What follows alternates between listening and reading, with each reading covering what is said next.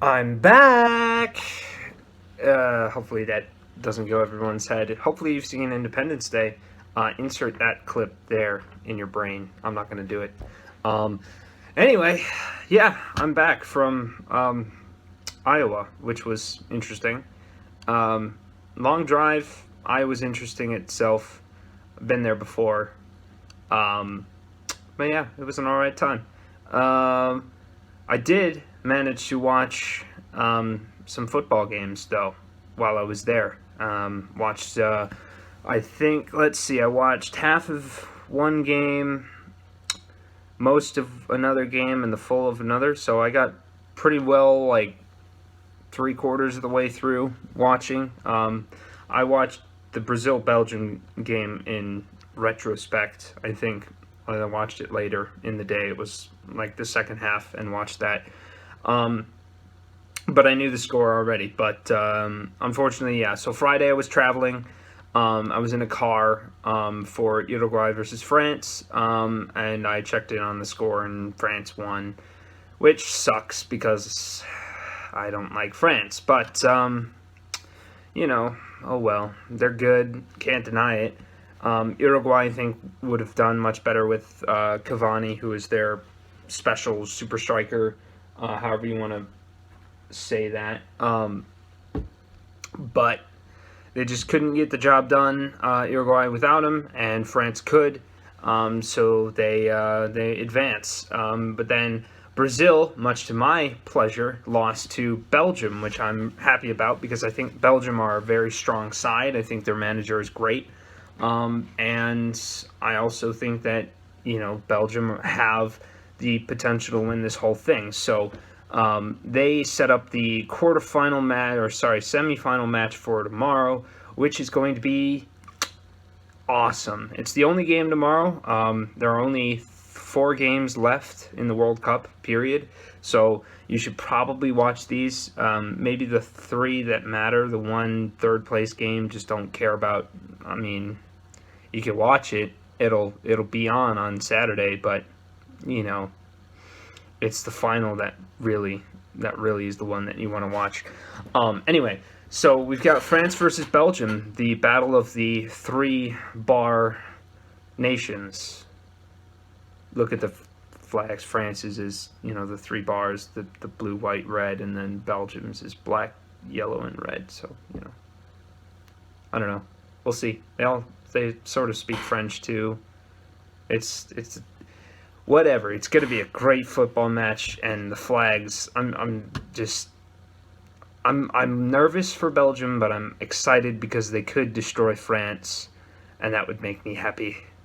I don't have to work or anything, so tomorrow I'm probably going to go find a place to watch it, unless my laziness gets the best of me and I just end up staying here. But I feel like watching it somewhere will be something that might be fun. So yeah, we'll see what happens. I honestly I can't predict this match just because it's too close. But my heart says Belgium, my head says France.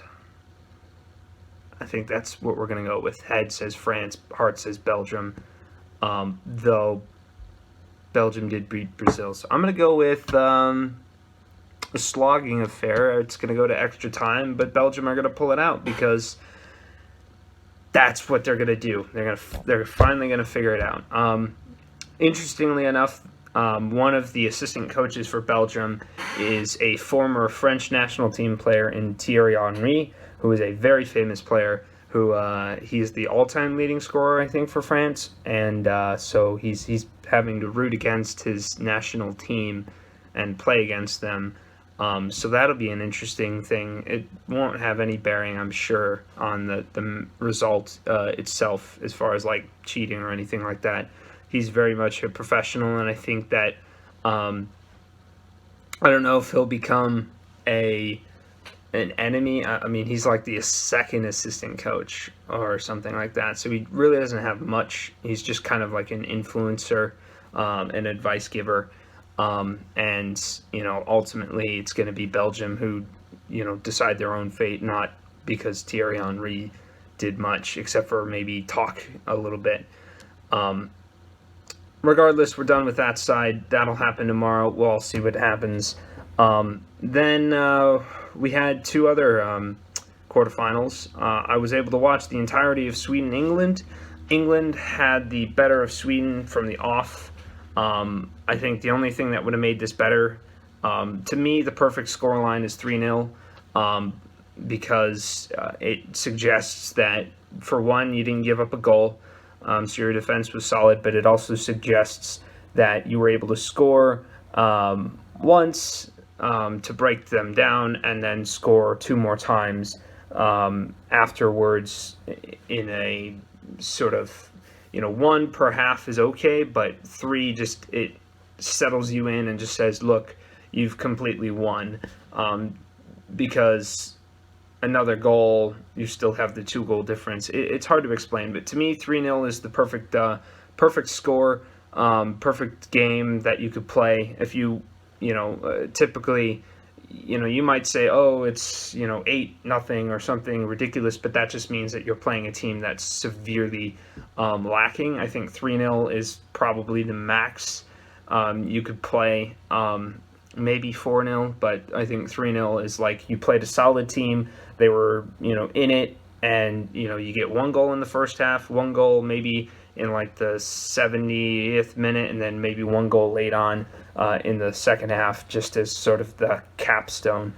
So England were pretty good. Sweden really never looked too threatening. They had maybe a few instances of real pressure, but the English goalkeeper Jordan Pickford did his job phenomenally. There's really no question of how well